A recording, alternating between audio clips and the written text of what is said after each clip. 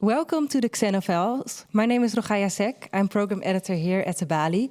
And in this series, 4 migrant writers discuss topics such as home and belonging with essays especially written for tonight and a conversation here at the table and also with you, the audience here at the Balie. And today the Xenophiles wonder, who the hell are you? We're going to talk about identity. So let's start by who the hell are you, the Xenophiles? So 4 migrant writers. Normally that's also Julie Phillips, but she's not here today. But we'll have the wonderful Naeeda Aurangzeb, which I'm going to introduce to you later on. So let's start with you, Amal Chatterjee.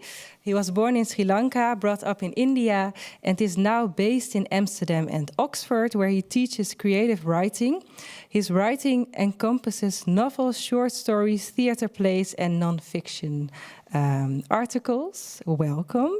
Vamba was born in Liberia, lived in Kuwait and Syria, and is currently living in Groningen.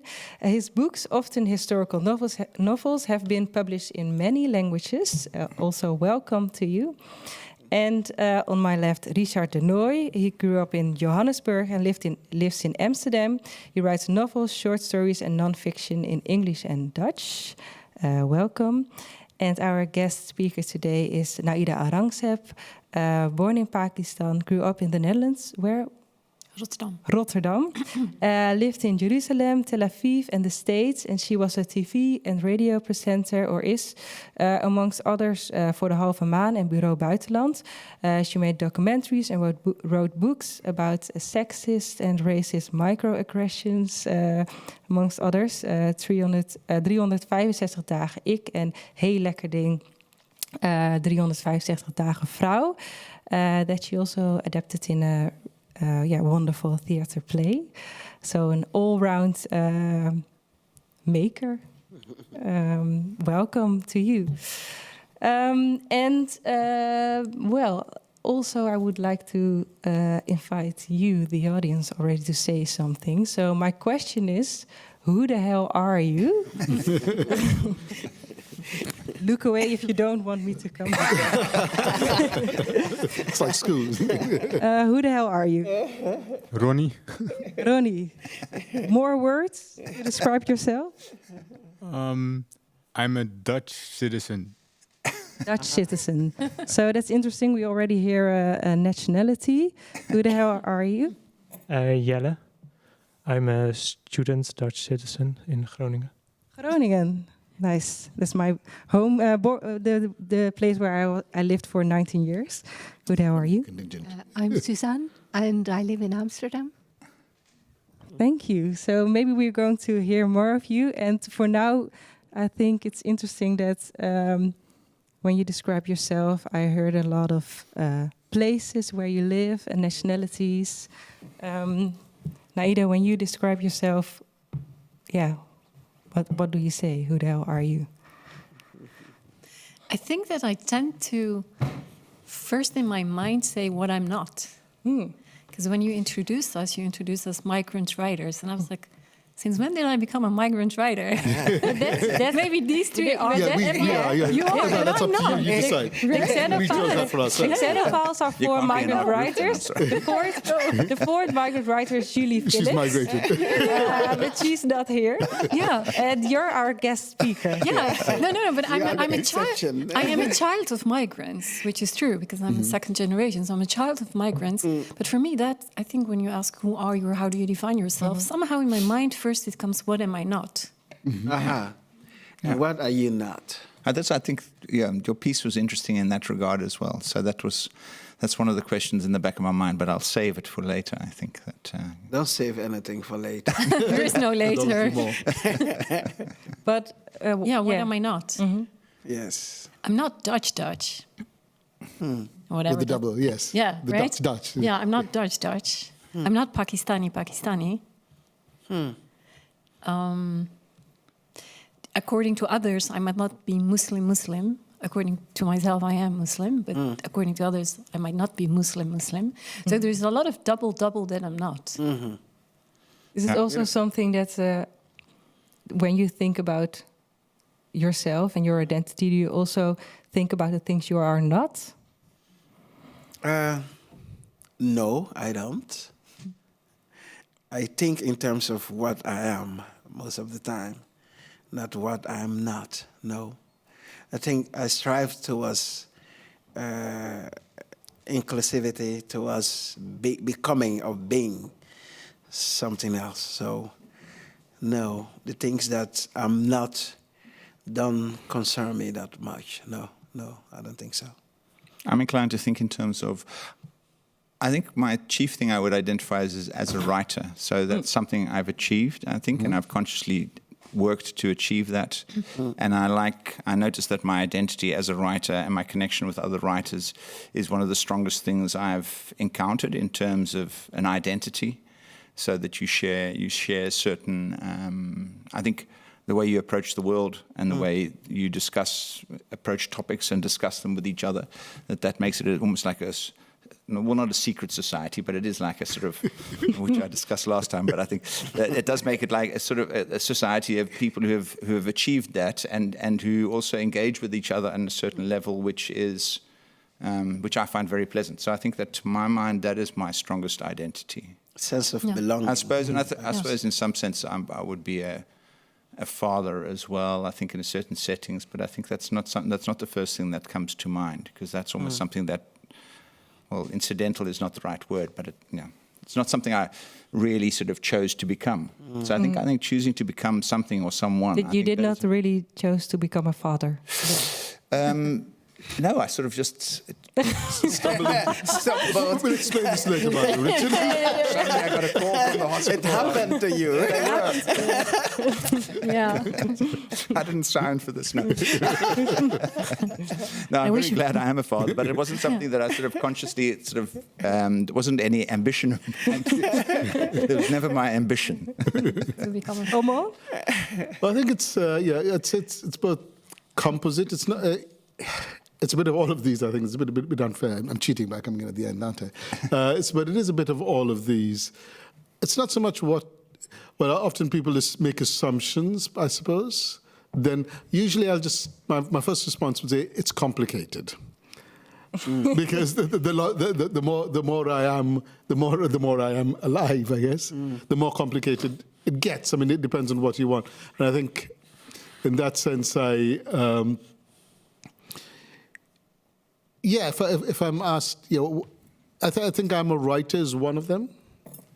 But even that I resist up to a point, because it is not the only thing. So I think also because you think you're part of a secret society. If I was convinced of that, I'd absolutely go for it. I'm not convinced it's secret enough. And I wish it wasn't. What may be interesting in this regard is the initial piece I wanted to write was about the psychology of identity. And I studied social psychology, and I thought, let me approach this from Maslow's hierarchy of needs, which everyone sort of knows something about.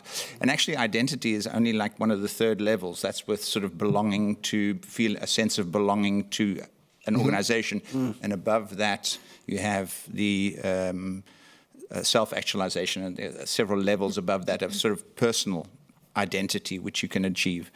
And the fascinating thing is that I think there's also a lot of criticism on that model, because it's very much a Western model, in the sense that that is the pinnacle of the Western idea of that being a full individual and being fully self-actualized, that is the pinnacle. Whereas in other societies, it's also a sense of being the extent to which you are part of that organization. Collectivist societies have a completely different approach to that. So I find that actually quite fascinating, is that I immediately said, that I'm a writer and it's something I've achieved, that sort of sense. And because, no one really ever says to me that I have to be a part of some sort of, or no one ever assigns a certain kind of category to me, or a race to me, or, I think there's a big difference, the extent to which you're assigned a certain identity, which you then have to disprove almost. I think that's an issue that... Yeah, what you see, for example, like for people who grew up in the Netherlands who are from a Muslim background, either they might be Turkish Dutch or Moroccan Dutch or Pakistani Dutch, they all say that if they go back to, for example, like even if they go back to Morocco or Turkey, but even if they would go on a holiday to Dubai, and I spent last year 2 months in Pakistan, and it was the first time that I spent there 2 months.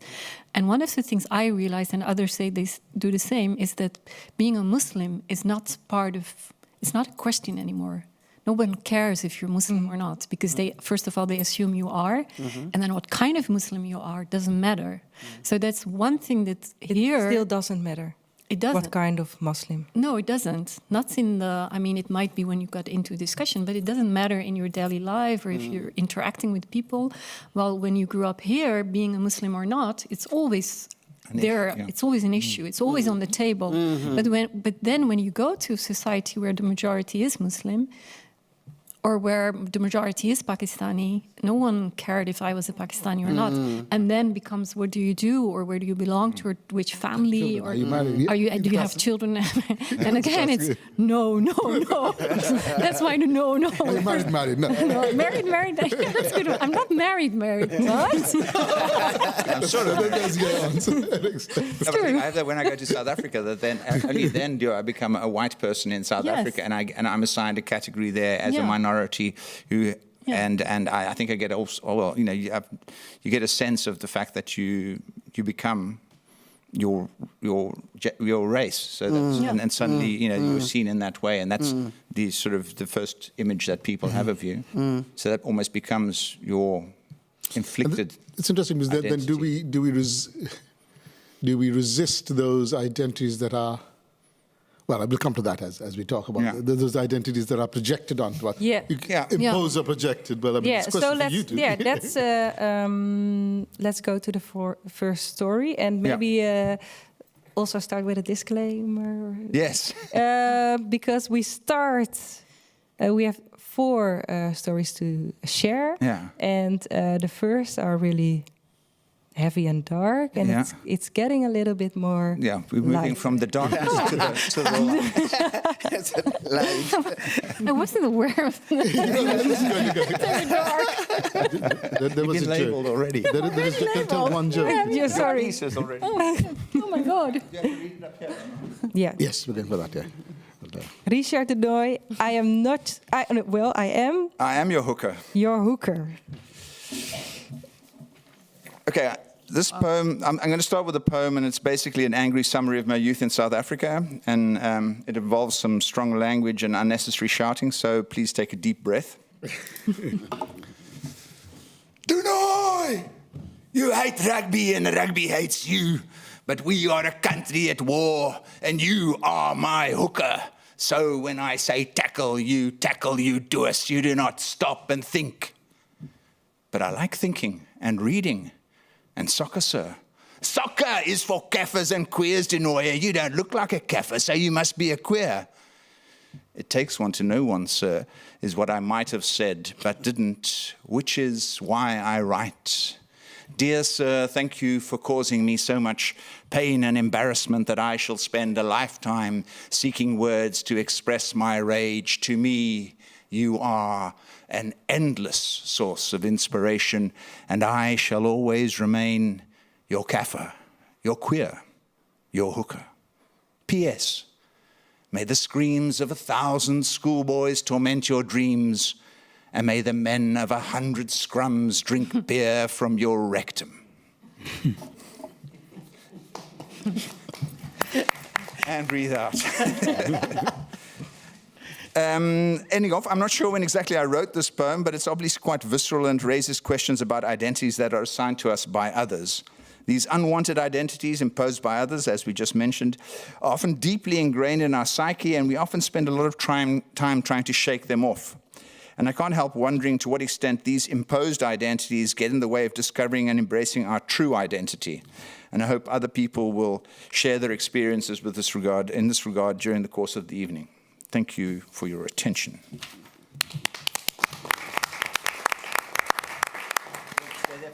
No. Need to rest. Yes, something works to your mind. Okay? So That language, you know. Sorry about that. I did warn you. Yeah, you do. you did. Sorry. Go ahead. So that angry poem. Yeah. You were not exactly sure when you wrote it. Yes. But when you take a guess, what do you think? I think I'm just sort of thinking, because I remember I performed it in Cape Town once as well. So I think that must have been, I think about when one of my first books was released. So I think about 2006, 2007 maybe. And I'm actually thinking I wrote it before then. No, it must be. I think I wrote it after my first book. So I think sometime after 2006. What age? I was 40 then, just in my 40. early 40s. Yeah. Yes.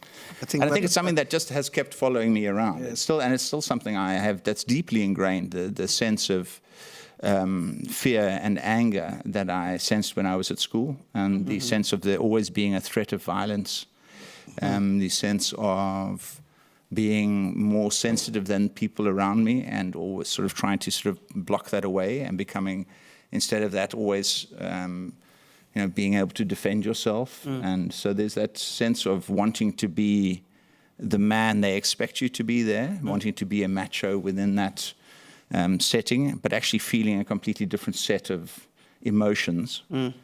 And I think a lot of that violence and a lot of that is driven by fear, is driven by the idea of not being able to live up to the expectations of a society that is based on machismo and based on, or that was certainly apartheid, was based on the idea of being violently masculine.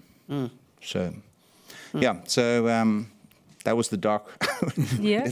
We can move towards the light. No, I'm curious. we're not How ready old- to move How towards old the were light you? yet. How old were Yes, you that's what I wanted to ask. How old were you? when this happened? Well, it was sort of like it's an amalgamation. it's a combination of incidents I experienced during my youth. And when this was at high school, and at high school we were being prepared because when I was at high school, I was from my 13th to my 17th. And we were expected after that to go into national service. So that meant 2 years of national service. And we were already being prepared by doing cadets in the afternoon. So basically sort of paramilitary kind of training we were doing. We were going out and doing sort of camps, which would also mean that we would also be doing when we were in the defense force. So this was when I was at high school. And I used to swim and I wanted to play water polo, but if I wanted to play a sport, I had to play rugby. That was and I hated rugby. I loved playing football, but so you had to play rugby. All the boys had to play rugby if you wanted to play another sport. Yes, football was for black people. Yeah, exactly, and that's what we played on the farm and I actually played a hell of a lot of sports, and I loved football much more than I did rugby. And rugby was sort of the violence involved in that was always the sense of it was crazy. The kind we also had every time we had PT lessons, physical training lessons. They would end off with a game called Bliksemball, and Bliksemball entailed is that you were even if it was like a basketball court, and you had to try and score with a ball at the opposite the furthest basket away, and everyone was allowed to slap you and hit you. They weren't allowed to kick you on the way there. So that whole. And some guys loved that game. There were guys who just totally thrilled by that entire idea. Whereas me looking back on it, I mean, it's like nightmarish kind of thing. Really? But you also don't want to sort of hide, so you get stuck in. So that whole sort of that violence that I experienced there, and the expectation of being violent and responding violently, and that sort of thing, and being, basically being, well, you're constantly expected to behave in a certain way. You were 14 when you wrote that poem. No, it wasn't. No, I was 40. No, it was. I was much older than that. No, this was much later in life. But I was 40 when I wrote it. Yeah, 40. Yeah. So, and did you write something about it before, or took you that long before you could write about it? I got to the point where I was. I think I've always been able to perform it almost from the moment I wrote it. I could perform it without having to sort of read it again. So it's like almost as if that's stuck in my. It's almost very close to my heart in a certain sense. And I still notice it when in certain situations today is that there's still that sort of sense of whenever there's violence around, then I become incredibly alert. And so and I play football. I still play football, but as soon as I get thrown onto the ground, then I just say. So it's like a really strange kind of thing that I'm aware of. That it's not. What happens when you lie on the ground, and what does that mean? It's like almost. I think it feels like survival mode that kicks in. That you just become sort of extremely violent in the sense of that you. So it's like really it's. Violent. Yeah, and I never actually sort of, I managed to control myself, or people usually know that it happens. So it brings you back to where the trauma started. I think I certainly know when that started. I know it's that sort of sense of people taunting you, and I was always the biggest in the class. So then you had that sort of tendency of smaller guys being dared by other people to hit you or to attack you and that sort of thing, and you're constantly trying to keep them away and stop that. So it's that sense of that you're careful, that I've become careful also about my size and the fact that and these tendencies or these responses. So it's quite it's very clearly something that has come from that period, from that school period, especially high school period before that. So yeah. And there were certain words that kafir. Yeah, kafir. That's the worst word for a black person you can use in South Africa. Yes. So it's a terrible word. Yeah, it's a terrible, and it means unbeliever. It's actually from Arabic. Yeah, it's kafir. Yeah. So that's the word. Yeah. The Muslims use for unbelievers is kafir, and that's what South Africans, white, use for black people. Yeah, my father used to use it as well. Nothing. Yeah, and Dutch people also use it for someone who's stupid. I think the older generation use it in that here in sense. the Netherlands. In the Netherlands, the older generation of my father and he was born in 1919. They use it for a stupid person. So I didn't know that. It's interesting because, of course, it goes back. We had this conversation when we talk about language, discovering that Afrikaans, the original Afrikaans, was actually written in Arabic script because it was for Islam. It was to propagate Islam. So it's interesting that the language, even though we identify it as a language, and of course the majority of Afrikaans. Never knew that it was used for black people. The first text in. How do you know that word? Do you also know that word? Yeah, sure. Kafir is in what way? It's an Arabic word that Muslims use. It's for Islamic background. If you really want to make sure that somebody really, really got hurt, you tell them they're kafir. Yeah. I mean, I never used that word. And if you grow up in with Muslim communities around, you flip it round. You will call a Muslim kafir. Yeah, then you call so a Hindu would call a Muslim kafir as an insult. Yeah, it's an insult. Yeah, you flip it back. Biggest insults you can give. Yeah. So those terms are actually incredibly powerful in terms of also, and if someone assigns that term to you, or certainly in South Africa, being assigned the kafir label is the queer label at school was almost a worse thing to be called, in the sense of being called in any way effeminate or that sort of thing was so I think in that was sort of I think the poem needed the sense of assigning that kind of label, that sort of extreme kind of label to you, and which wasn't sort of common at school, but it was that sense of having that, that if you didn't live up to those expectations of masculinity, that you were one of those things, and you were actually at that point sort of an outsider within that society. So that's, The same in the Dutch language. Je bent toch geen mietje? It's something that boys are told, right? Je bent geen mietje. If they cry or if they're not strong enough. And it's also, I mean, when I was training boys at soccer training, they would call each other homo and that sort of thing. It's like still. But homophobia is kind of it's kind of ingrained in these masculine societies that we have. I mean, we had it in school too. But that's one of the things that I was sort of interested in, is the extent to which you can, if you're assigned one of those, assigned an identity, then that also it's an incredibly difficult thing to have to overcome. it's.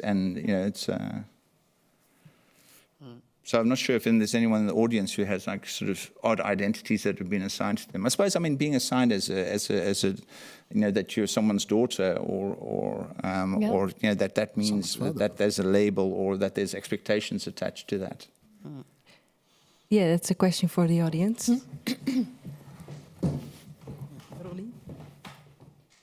Yeah, so I got this idea in my 20s, and I didn't really think about it before, right? Every now and then I had a racist experience, perhaps once every 8 years or something. But at some point, I started rebelling against the idea of the identity of being black, because I felt that people assigned a lot of limitations and privileges and standards upon you based on that concept that I did not agree with. Yeah. And was it possible Was it possible? to reject that that label of being black? Well, I also searched online, so it's an idea that you have, but you can't really express it fully. So I searched online, and I learned about, for example, Sheena Mason. She wrote books about it. She calls it eliminativism, and she says it's the idea that for example, racism is based in the concept of race, and that race is basically a made-up thing, like how it's a made-up thing in like fantasy, like Lord of the Rings. Like you have people, and we're going to make up some rules and some names, and we're going to assign them privileges and limitations based on that. And to me, it feels like that's how it feels to me. Like a lot of people, black and white, they express to be against racism, but they're largely just reenacting the play of race. So that's what it feels like to me, and I really don't want to be a part of that. I don't want to be one of the people that says you don't get to use that word because you're white, or you don't get to do that because you're black, or hey, you're black, so your genitalia must be huge, stuff like that, and that's a compliment. Yeah.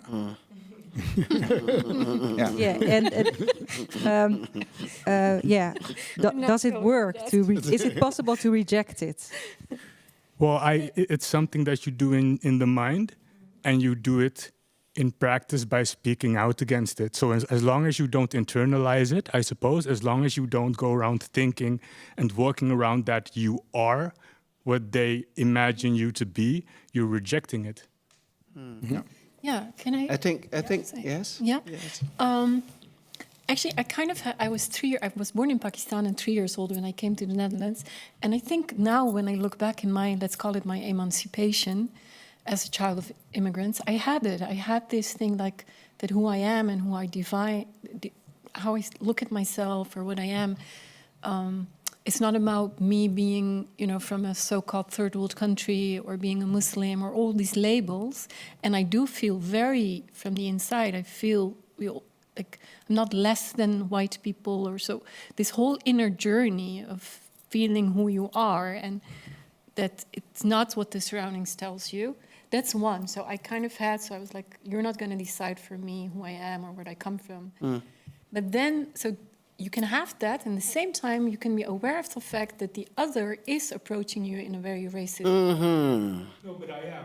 Yeah, so it's exactly. So it's both. And it both lives. Yeah. It's there. So when I, for example, do speak out, and I don't get nothing. It's not shaking me from the inside, because in the inside, I feel like I have ground under my feet. But then at the same time, something happens, and I do speak out. Okay, but I want to give an example, because last time I had a really brief conversation with Rokaya, and we were talking about racism really briefly, and I gave her an example. It's a really weird example. I told her, okay, so I think it's ridiculous that you can have a group of people sitting around a table, and they're having a discussion, and then you have a person that will tell a person another person, right, based on his skin color, that he can't use a word. Like, for example, the word neger, right? Like, so my point is, the context matters to me, right? So we didn't really talk about it, but a few months or weeks afterwards, you have this Dutch artist called Anouk. She responded to a diss from a Dutch rapper, and the Dutch rapper called her a bitch nigger, and she called him a bitch nigger back online. You know, this bitch nigger was, I don't know, something like that. But she replied. And half of the country fell over her because she was a white woman using the N-word against a black man that was a victim, according to their narrative. So that's why I'm saying I don't want to be part of that. But yeah, a lot of people are still using race to assign privileges and limitations to people, even though they're against racism. Thanks. Vamba, you also want to say something? Oh yes, I think this argument of blackness and being proud of being black, I think arose out of the necessity of black people being constantly confronted with racism. So they had to do something. They had to rise up, not with violence, but by the only means they had, and those were words, you know, to do something about it. This is the whole idea of negritude, you know, of that black pride. And this is why we have Senghor, the president, the first president of Senegal, your father's country, who wrote this beautiful poem, about black beauty. This is why you have Bernard Dadier, who wrote, you know, I thank Almighty God for having created me black, for having set upon my head the word. I bear the livery of the centaur, and I carry the word upon my head since the first beginning. I think those were attempts to tell, you know, the West, because most of these people who were doing this, these blacks who were writing these poems and protesting, you know, against racism, were all living in the West, you know. There were no Africans who were concerned with their blackness. No, it is when Africans came here and were confronted constantly with people who were telling them that they are not human, that they rose up to affirm their humanity. And indeed, there were criticism, Rone. There were people who were saying, no, I don't need to confirm my blackness. You know, a tiger doesn't go about, you know, confirming or proclaiming a tigritude. This is what Wole Soyinka said. Because people see the tiger and they know it is a tiger. How does a tiger behave? It pounces. You know, so we, the black people, don't need to affirm our blackness by words. You know, we need to act. You know, we need to, you know, by action, we tell people who we are. We are Africans, we are black and proud of it. So that's the criticism you're saying. You know, people get fed up with it. So I do understand that. But you should also know that the fight against racism, you know, arose out of this constant bombardment of black people, you know, with racist acts and racist words all the time. But how do you listen to Ronnie's argument? Do you think it's possible to just say, not say, I am black, I'm beautiful, I'm proud, but just skip the words? No, this is the argument against negritude, you know, that is not necessary because people see. But I do understand why people do this. So Ronnie should also understand it. This is his choice, you know, so I do understand his argument. You know, you can say, all right, I want to have nothing to do with it. But if people, I mean, if you enter the place and someone looks at you in a different way, you know, that really demeans you, you know, just a look, a glance, you know, it's reduced you to such a level that you have no other obligation, you have no other choice but to be angry. And this anger mounts up in you. At a certain point, it has to explode in words, in actions.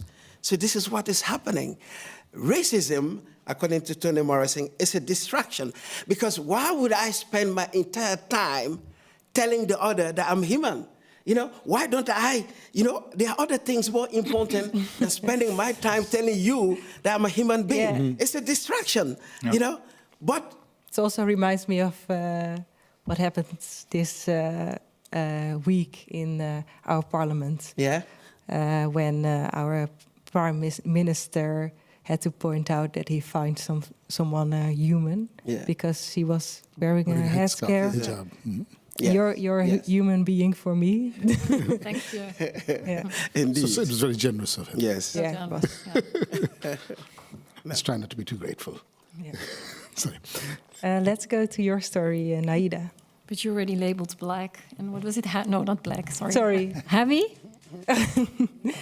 I'm sorry. Teasing you. I'm not going to give it a label anymore. Yeah. The floor is yours. Read out my label. Don't read out my label. It's part of the label. It's my label. I do need my glasses, I think. Naeeda Aurangzeb, you are my shame. That sounds good. That's a good That's a good one, Naeeda Aurangzeb. You are my shame. Still a label. No, that's a good one. That's how it Maybe is. you gave yourself. Actually, that's what she said. Naeeda Aurangzeb, you are my shame. Indeed. Yeah, that's really. You are my shame, she says, while crying like a little girl that lost her favorite toy. I feel her pain. I cry with her for her loss. Here she is, all by herself at the Desi wedding. Her friends accompanied by their daughters, grandchildren, and caring sons-in-law. The young women are dressed in colorful lehengas and saris. Each wrist holds 8 21-carat golden bangles. Here I am. 2 golden bangles on my left wrist, the other one naked. 2 naked, according to her. My emerald green sari lacks heavy golden embroidery. My uterus is of no use. No wedding ring. I admit, it was me who forced her to say these words out loud. They were there all these years anyway. She, my mom, had been acting them out as long as I can remember, mocking my hair for the fact that it was too short, so it could never be called beautiful. My walk not feminine enough. My lifestyle a one-way ticket to misery and hell. You are my shame. She repeats the words, this time with anger. She turns her back to me, walks away. Ik verdrink. It's Sunday morning, the chai boiling, and I'm waiting for my best friend Angela. This has been our Sunday ritual as long as I can remember. But today she's late, very late. An hour later, my mother orders me to throw away the chai. It has been boiling for too long, it's bitter. The next morning at school, I see Angela sitting next to Vera. She looks at me and then turns her back. Ik weet genoeg.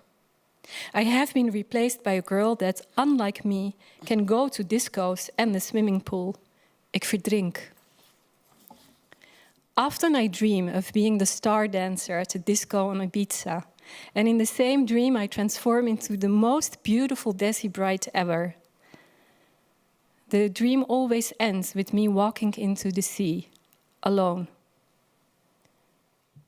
I'm either not enough or too much. I could fit in. I could wear the right dresses, go to cool parties. I could use the same language, listen to their music. I could. Really, I could be one of them. But being one of them means I can't be one of the others that are also part of me.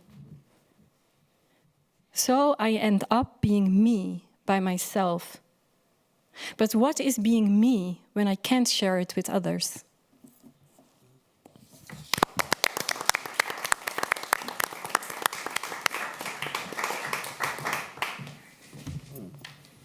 Thank you so much. The first story about your mother. Do you want to share a little bit more about that situation? How old were you? This was actually not that many years ago. I think this was, I don't know, maybe 5 years ago. Oh, really? Yeah, this was 5 years ago. I was thinking like you were 15 or something when this happened. No. I mean, it also happened when I was 15. Yes. It keeps happening. Yeah. No, this was actually, it was at a time that I thought that, you know, het gevecht was uitgevochten. That's what I thought. That's, I mean, but then again, it was there. Not outspoken, but I have this tendency that I force people to speak up what is happening. I have that tendency with my parents. I mean, when people are very close to me, I kind of tend to like, okay, come on, tell me. So I knew. We went to a wedding in Rotterdam, and I went from Amsterdam to Rotterdam, and I was wearing this sari, but I already knew she thought that my sari was not pretty enough. My hair was a bit shorter than it is now. I was not. She asked me. She called me. She said, "Please bring all your golden jewelry." And then I ended up bringing only two bangles and not the whole everything. And then I said to her, which was really stupid, she says, why do you only have this? And then I said, this is how the French do. And then she said, you're not French. And we're not going to a French wedding. I was like, how did I come up with this whole French? And why? Still the knot. Yeah, it's still the knot. And also, you know, you could say like, why did I not bring all the jewelry? I mean, I did have 8 bangles. Why did I not bring all 8 of them? You know, why did I have this? And I asked myself that, like, why is it so hard for me? Because that's the other way around. You could say, why didn't I buy a sari with much more embroidery? Because I don't feel comfortable in, because part of me wants to be on that wedding within that situation, but still I do want to be yourself. Myself is less embroidery or less bangles. And the other way around, because I'm wearing these today, but I haven't been wearing these bangles to white surroundings for maybe 30 years. I think somewhere in my 20s I stopped wearing them because every time there was like, wat heb jij nou? Wat heb jij nou? Waarom maakt het zoveel geluid? Are you going to a wedding? So there was this whole... And I think I started putting them on, and then if I would just do one. So always it's either you're too much or not enough. Yes. So yeah, this with my mom happens. I mean, and it keeps, you know, and then for 2-3 years nothing happens.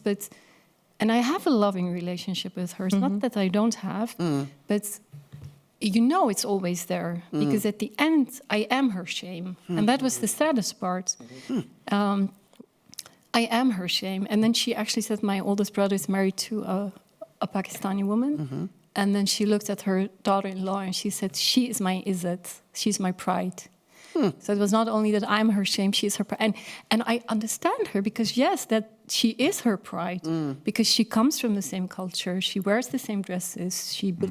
She behaves the same way. And then and then even within, I mean, yes, there are more Dutch Pakistani women who would wear less bangles, but then still they are married or, you know, have, like my dad is still waiting until I call and say, ik werk voor de gemeente. He's still proper job. Also being a journalist, yes, you know, being a journalist. So my job is also something that they can be proud of. They can't say she has a good job at the gemeente or she's a lawyer or doctor or nurse or teacher. So it's this. So I kind of feel also very sad for them that I didn't give anything to them to be proud of. And was there a moment that you did fit the box that they were trying to? Good one. I think yes and no, because I was wearing the hijab, the headscarf from my 15th to my 30s. So in that sense, so in the beginning, I was studying and I was wearing the hijab. I was being a proper Muslim. You did? Yeah, I did for 15 years. But then what I did, so for a couple of years, I think between my 15th and my 19th, I was the good girl and I was the example for everybody because I was good at school and I was wearing a hijab and, you know, I never go out, blah, blah, blah. But then I made this crazy decision to marry a non-Pakistani when I was 20. He was Muslim, but he was not Pakistani and he was black. So then the hijab didn't matter anymore. And I remember my father saying that you better marry an alcoholic Pakistani than a very religious non-Pakistani. Non-Pakistani. Yeah. And a black man to boot. Yeah. And a black man to boot, because with that racism of South Asia is deep. Then, but then when the marriage was okay and we had good jobs and blah, blah, blah, so then there were a couple of years that I was kind of yes and no again, because for the outside world, my parents did have like, okay, she's been an example, and But then whenever it was just the three of us, me and my parents, then it was there. It's always there in the room. Their disappointment and their pain is always in the room. Where is he from? Your husband, the one you married? Suriname. Suriname. Yeah. And do you have a place where you do feel that in your workplace or with friends that you feel comfortable in the sense that they replace your family in giving you more of a positive response to the identity you've formed for yourself? I mean, of course, yes, I built, of course you build something around you, but then the 7th of October happened. Oh, yeah. And then there was 8 October and 9 and 10. What did it mean for you? Because that place was in this one. So what happened is that I think what I did is I made a family for myself, and that family now is like the majority is white Dutch friends who I consider family and considered family for many years, who traveled a lot, so we had a lot in common. But then, the war in Gaza happened, and then suddenly other parts of who... Okay, I didn't know this was coming. So then it's again like, what are you and what are you not? And I think for me, and I could be totally wrong, so I could be sitting here after 1 year and say I was wrong, but right now I feel that maybe I have been much more whitewashed than I realize. So maybe I have much more been this modern woman of color in this, but at the same time, a hipster, Amsterdam, whatever. And then something happens, and then suddenly you're like, but I feel connected. I mean, as a human, I feel connected. But there is also another connection that I have with that place, with those people. For me, it's not just something from the newspapers. And then suddenly it changes. One friend said, yeah, but you can't expect for me to feel the same pain as you do. No, I don't. But if I'm at your birthday and it's not even a topic, then it means that you do not understand where I come from. No. No. So then suddenly the family you created seems that for parts it works, but then, so the moment I realize that I'm these bangles as well, what happens then? And that's a painful one. Yes. The inability to see the humanity of the other. And also when I wrote the book 365 Dagen Nederlander about racism, that also, I had, because I did write about some white friends who I considered sisters and who I still feel like as of sisters. But then I had to have that talk with them. Like, for example, there was this one friend, she invited me for dinner at her house, and it was Ramadan. I told her it is Ramadan. I will come for dinner, but I'm fasting. So I will, you can start eating. And then from the moment they started eating and I had to wait, she kept saying, what is this kind of a stupid religion, and why do you have to, why can't you eat now? Your God, is he really going to check on his clock? And I took it in. And then when I was writing the book, I felt that I have to confront her and say what it meant to me and how it hurts me. And then suddenly the family, it's the same unsafetiness as I have in my own. Yeah, the family of friends gets the same dynamic starts happening as with my own parents and with my own family. Like, yes, you are one of us, but this part of you is not. When you decide that if you come for dinner at my house, Kulthum and Fairuz will be on music-wise and not English music. What happens then? And these things sound very simple because what is music? But it's everything. I mean, not that. I mean, I do have. So I think right now I feel much more comfortable with expats from the Middle East. Yeah. Somehow, because with them I can be critical about Dutch white society, and they feel it, and at the same time I can share where they come from, and at the same time feeling that we belong and we do not belong. Oh, that's actually, I think I've got this thing that I refer to as the locus of intimacy, which is in some ways the extent to which you can be completely honest about who you are and what you are, and which I find often with writer friends. And as we're sitting here talking very openly, and you can express yourself, and you can talk about this pain these experiences. I think that's the most important thing, is that you feel free to express yourself with the people you're close to, and the more, I think, the extent to which that happens, and the more you are permitted to be yourself, and you don't have to be guarded about what you are. And I think that all of those things are, I think, to my mind, establish something that is more powerful, I think, than family or just ordinary friendship, is the extent to which you can be yourself. And I think, so I had it when we had dinner. Yeah, when we went out for dinner. We went out for dinner. A month ago now. Yeah. And that was fantastic. Yeah, because we went out with a couple of Indian friends. And we come from very different places in some ways. Yeah. And it was interesting, because we could talk about things with overlapping experiences. Exactly. They weren't the same, because we came from... Yeah, but they overlapped. There was a continuum. And for me, that's the other thing. I'm Dutch Pakistani, and the Pakistani and the Indian society within the Netherlands is a minority within the minorities. So I grew up much more with Arab Dutch friends and Turkish Dutch friends, and not Pakistanis or Indians.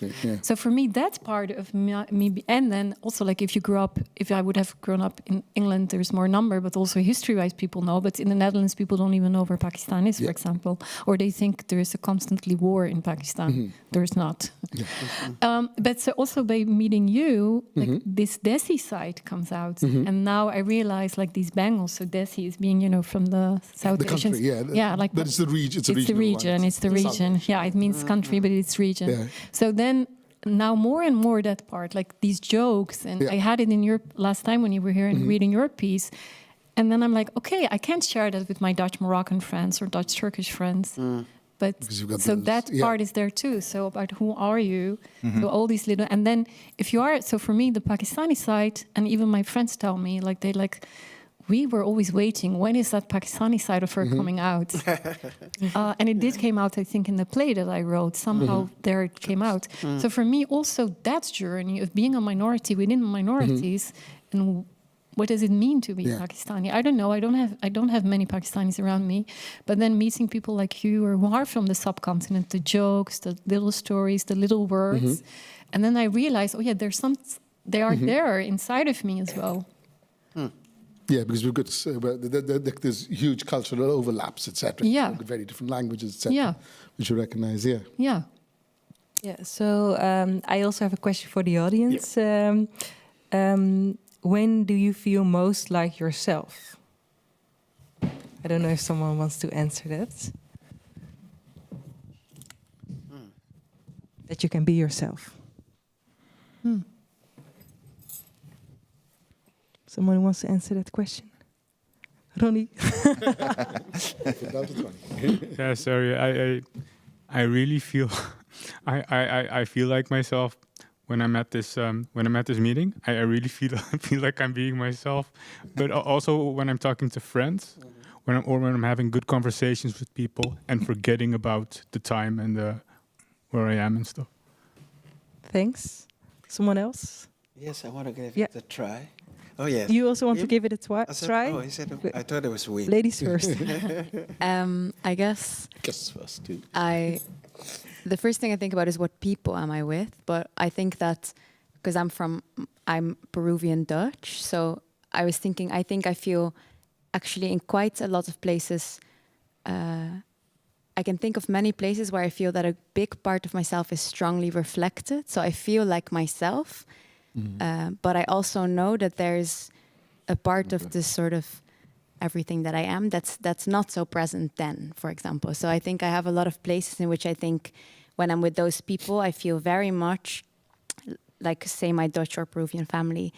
It is myself. I am, in a way, completely something, but I also know that in another place I will be myself differently, but still it feels close to me. So a way I think that I'm really often feeling like myself is if I'm doing something that is really close to my heart. So like when I when I write or when I teach yoga, for example.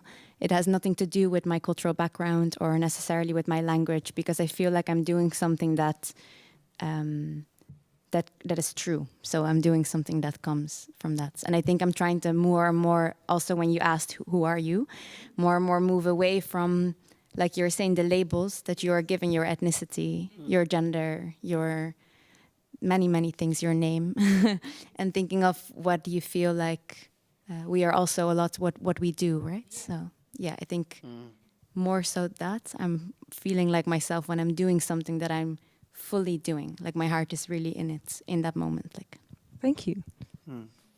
Yeah. Yes, I feel myself the most when I'm in bed with a book.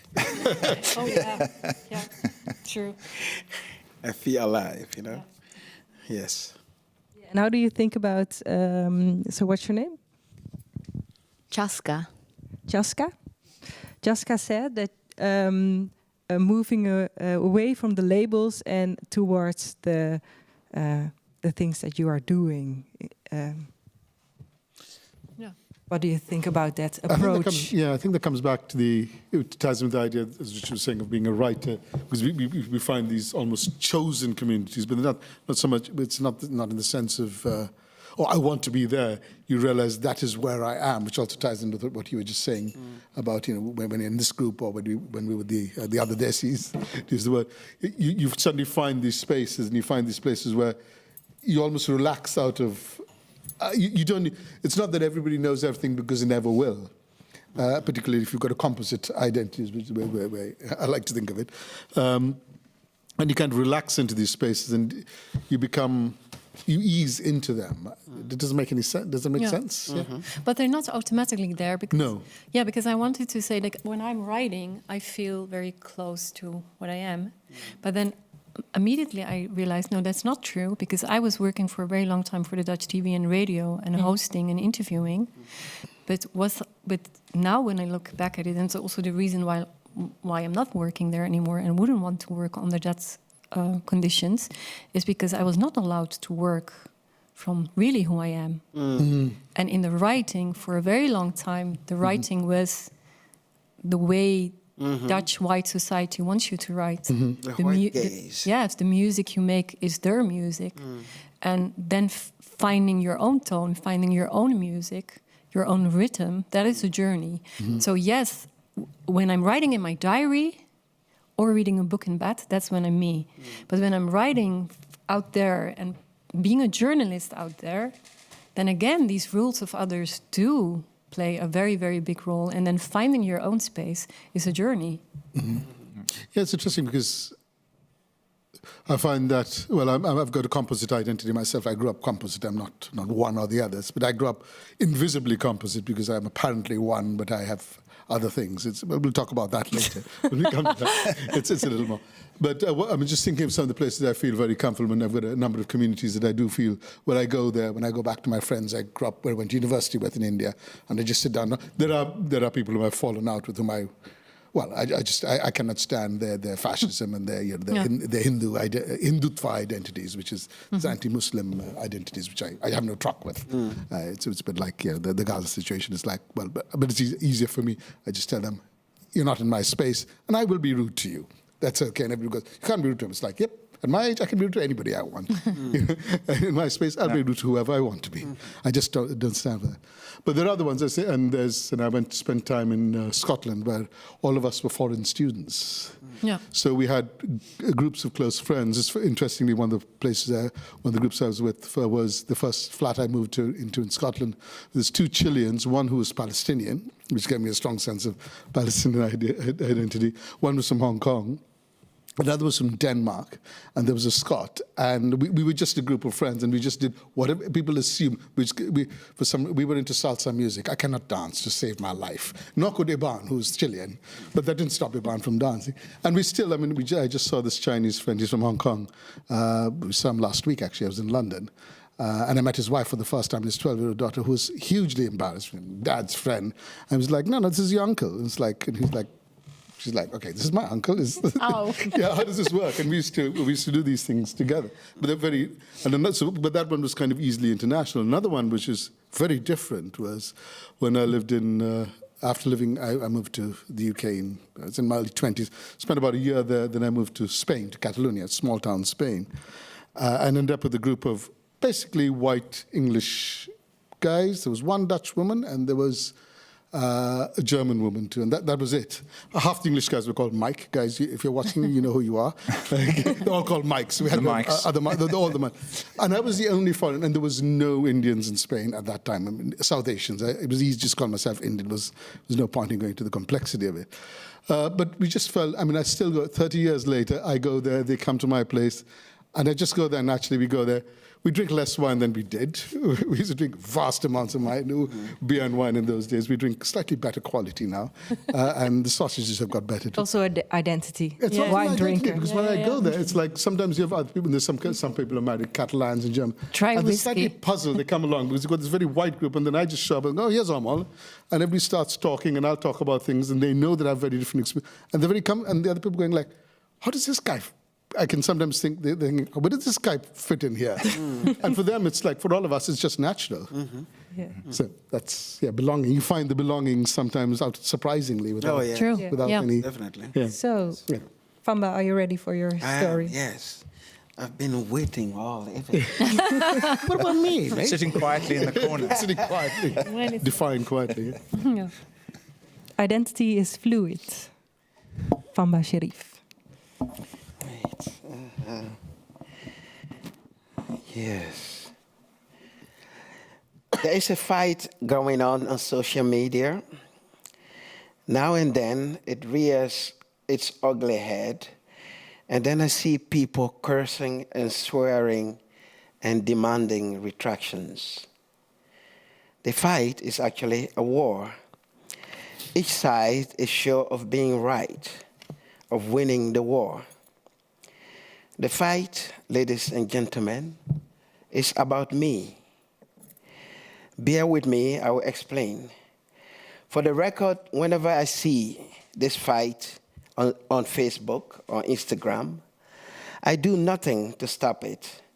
In fact, now and then, I fan the flame of this fight by taking no sides, or by taking sides depending on how I feel at a particular moment, and then switching sides before the day's end.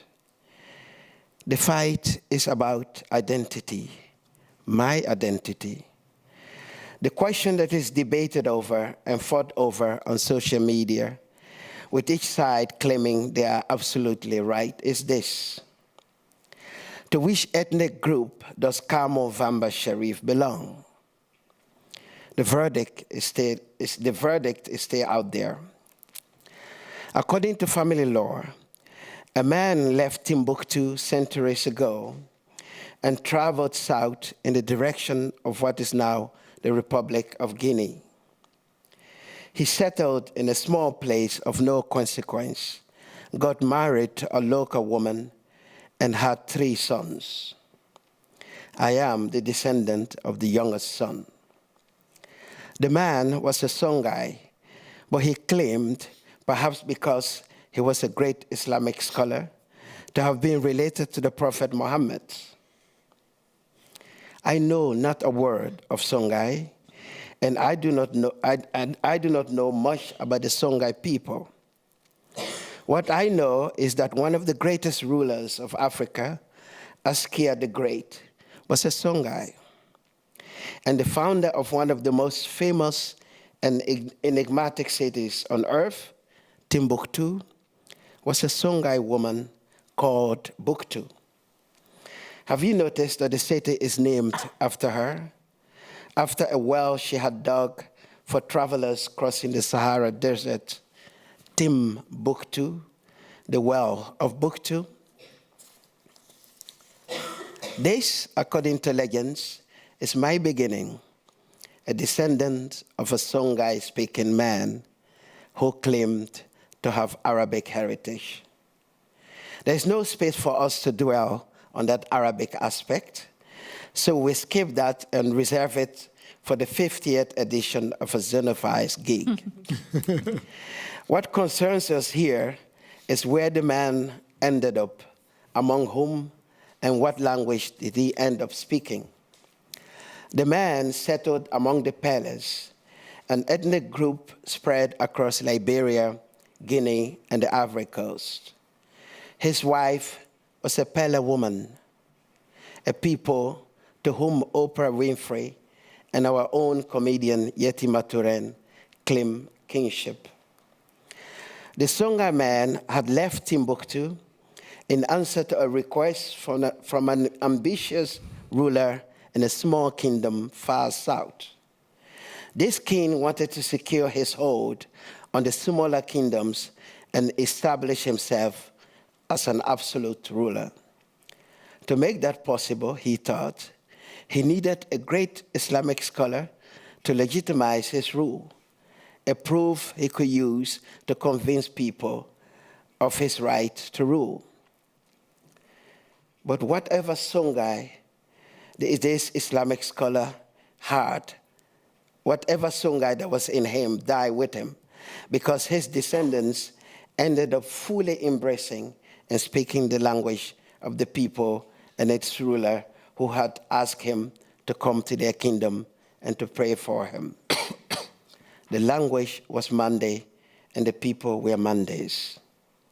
That's why I'm a Mande-speaking person today, and all the descendants of this man now claim to be fully Mandes, with hardly any one of them mentioning their Songhai ancestry.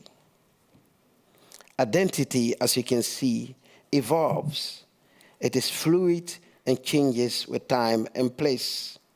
It is not fixed, as the identity of my ancestors showed, changing from that of a man who only spoke Songhai to becoming a man who fully integrated among the Mandes.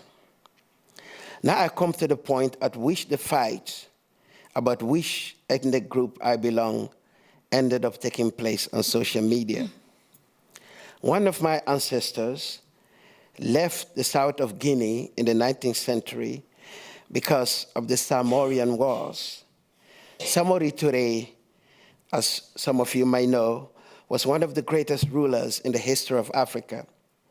I wrote a whole book about him and about his time, a novel called The Emperor's Son, which I will be launching, by the way, here in Amsterdam next week. Yes, at the Oberbermerplein, so you guys are all welcome. It begins at 5 o'clock. This ancestor who fled Samori's war in the 19th century settled in what is now northern Liberia. We're talking about 150 years ago, not even a long time ago. He settled among the Bandis, a people with a language and culture of their own. I was born among the Bandis, and I spoke their language so well that the first real fight I had with my grandmother was over my choice to speak Bandi to her and not Mande, her mother tongue. The fight on the internet is among the Bandis and the Mandes. Both claim that I belong to them exclusively. The Bandi cites numerous examples of how pure a Bandi man I am. This is actually true. And they are right. I was born among the Bandis. I speak the language as well as I once spoke Arabic, as well as I speak English and Dutch. The Mandes claim I belong to them, and they are right. My mother was a Mande, my father a Mande, my grandparents Mandes. I refuse to choose sides because I feel that I belong to all these people. I'm a Bandi to the core, a Mande to my very core. Once upon a time, I took pride in being a Kuwaiti. I'm Dutch in many ways, a fact that my family in Liberia keep reminding me of every time. I'm all these identities and more. Identity, especially the attempt to fix yourself or a group in a particular corner and create a story to legitimize it, is an illusion. Because as you begin to tell your identity story, you end up finding something that would do away with that identity foundation. We evolve and take on new identities, becoming whoever we want to be or end up being. Either I'm a nobody, wrote the Nobel laureate and poet Derek Walcott in an attempt to explain his African, Dutch, and British heritage. Either I'm a nobody or I am a nation. I, Vamba Sharif, proclaim here today that I am a nation. Thank you.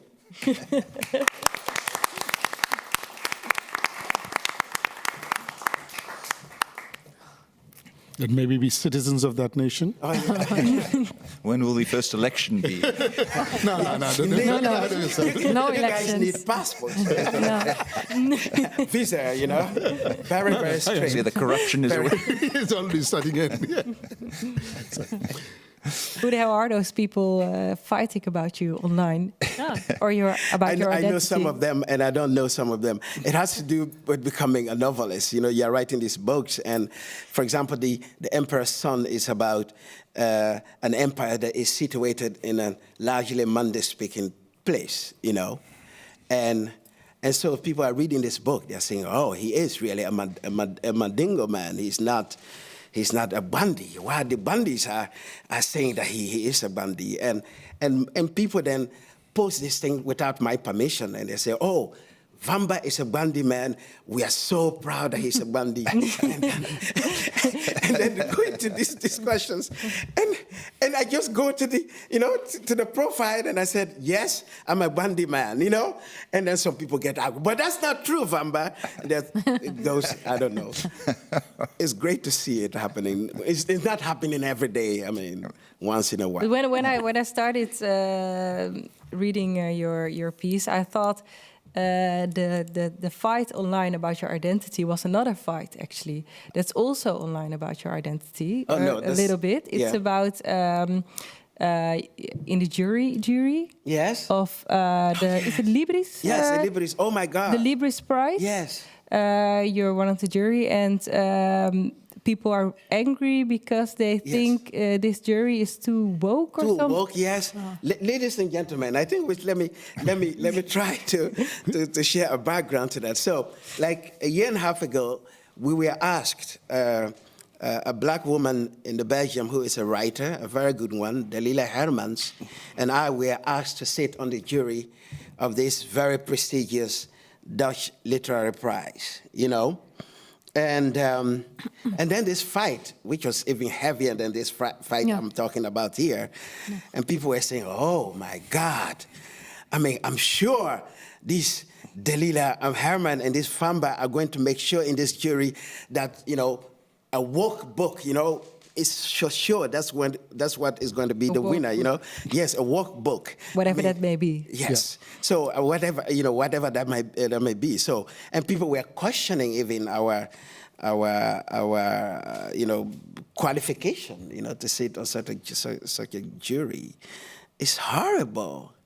Yeah. God, I mean, and then you sit with these people who are claiming these things to talk about real literature. I'm talking about war literature, not this Benekama kind of drama, kind of literature. I mean, literature that changes the world, And then they're just ignorant about it. And then they want to, oh my God. I mean. But I think this is one of the interesting things, to think that wokeness is very much an assigned identity as well, in the sense is that. Oh, yes. It's almost like you go, prove that you're not woke. Did you know that? And then then it's that sort of sense, I never said I was woke. It's like, it's almost as if that then becomes that assigned identity. You have to defend yourself and then prove that you're not that. Yes.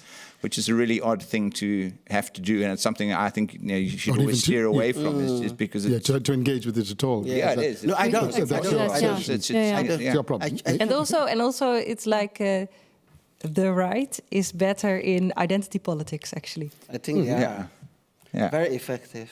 Yes. Yeah. They're winning votes. In this fight, yes. You do know it took me a while to know what even woke was. I didn't even know it. Yeah. It took me, what are they talking about? Yeah. What is woke? Yeah. Please. Yeah. And is it possible to defend yourself?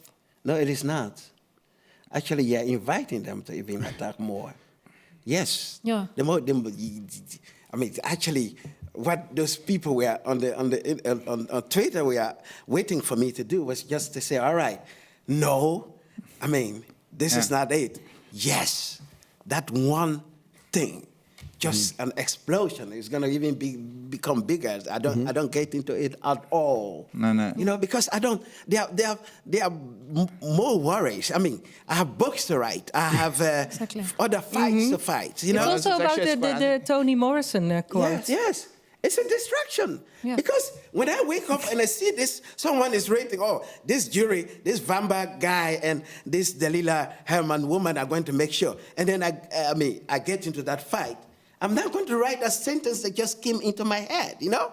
Yeah. I'm going to spend the whole day, or perhaps even months or years, answering to a stupid comment. But I think it's a sense. You're not going to win anyway, so that's You're why. never going to win it. No, defending is not a distraction. It comes back to that kind of, because we spend a lot of time defining. It comes back to that. You are my shame, etc. We're constantly faced by these projected identities.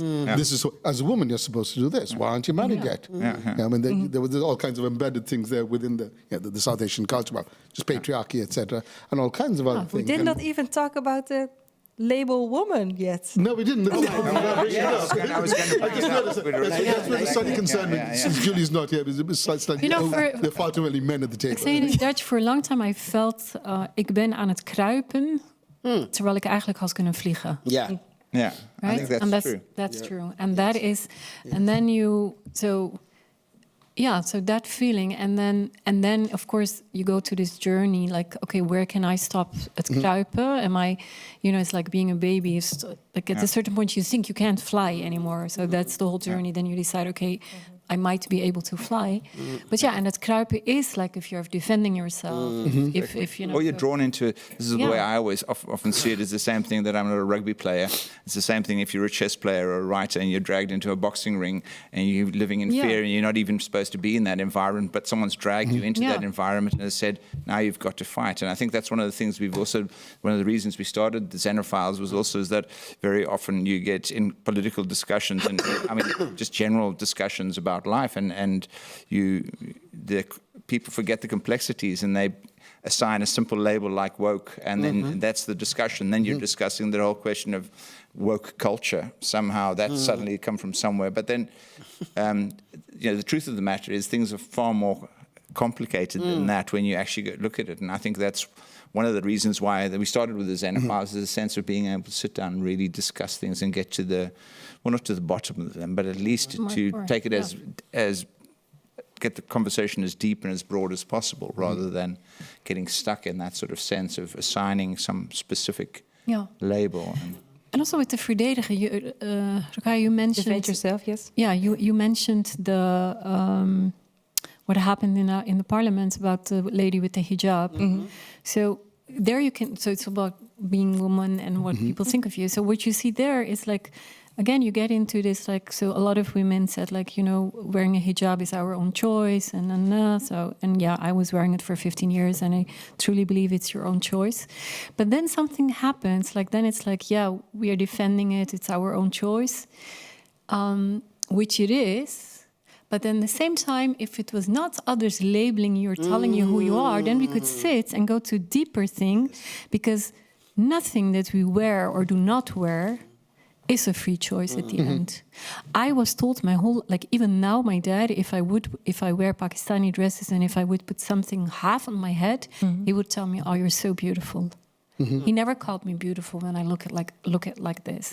So from a very young age, I know that being beautiful means modest dress.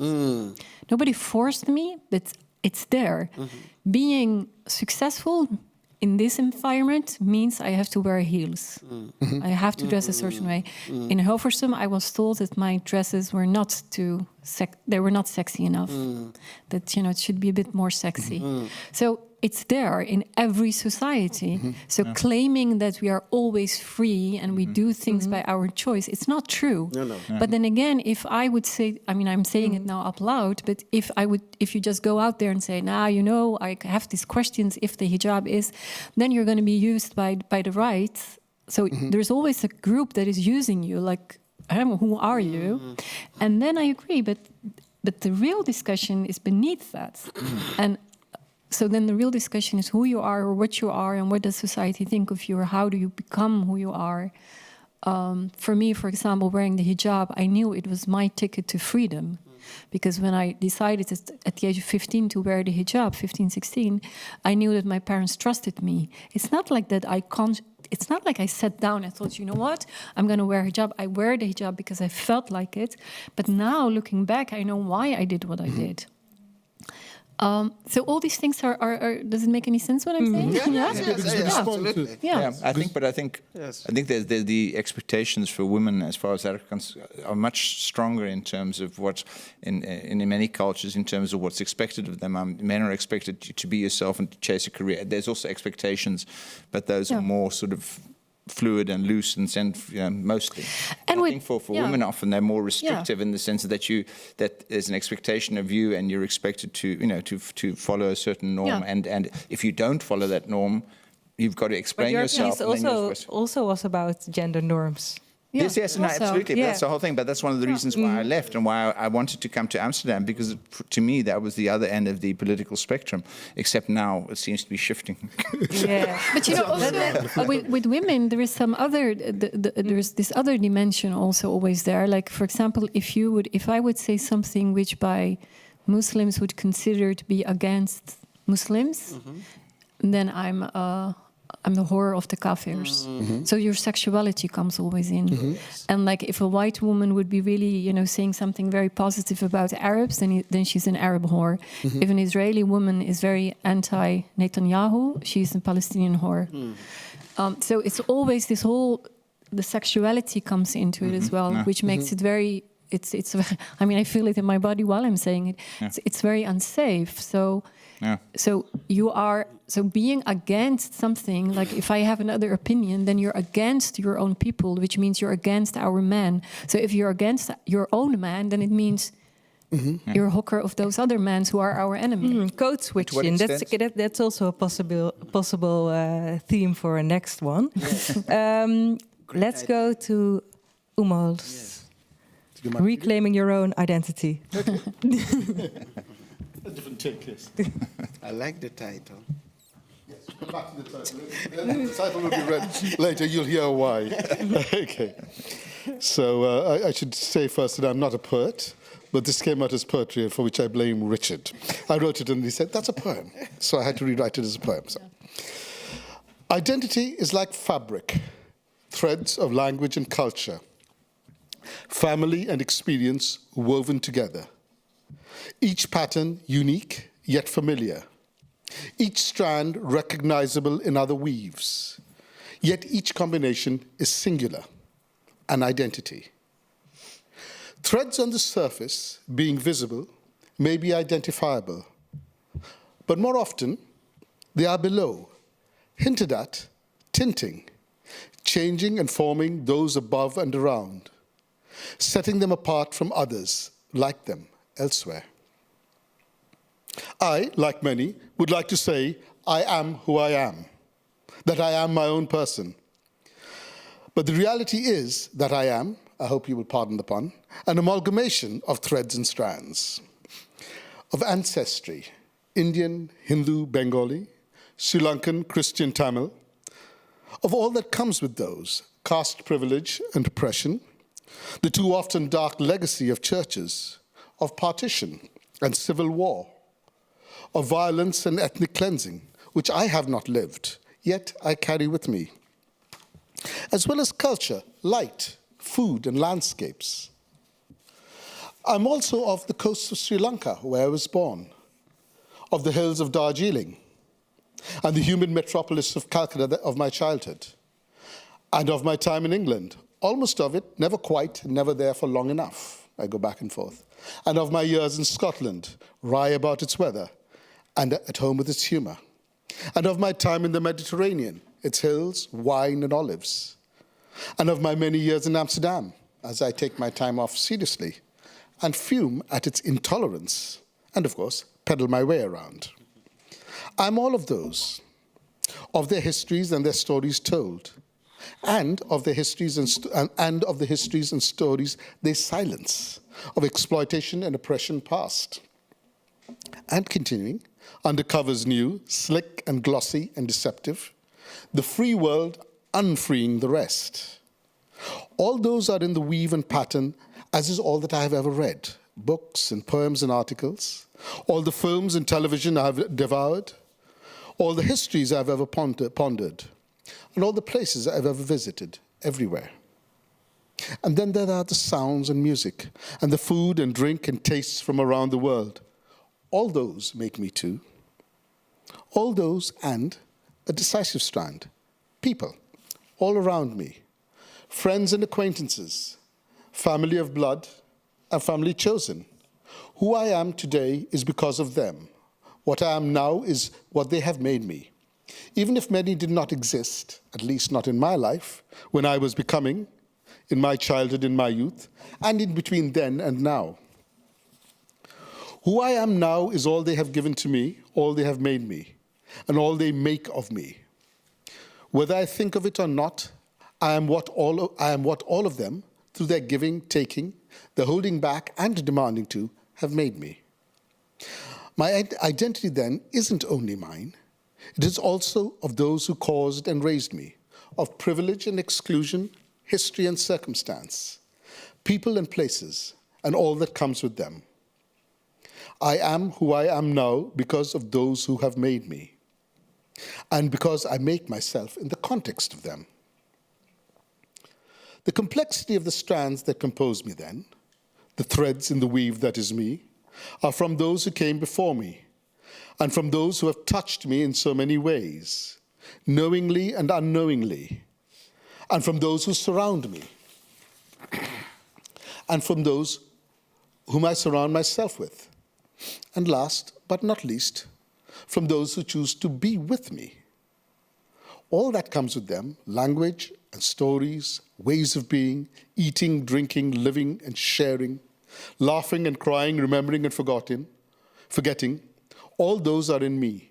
Not mine alone, all shared. Together they make me me. That is who I am. That is my identity. Thank you.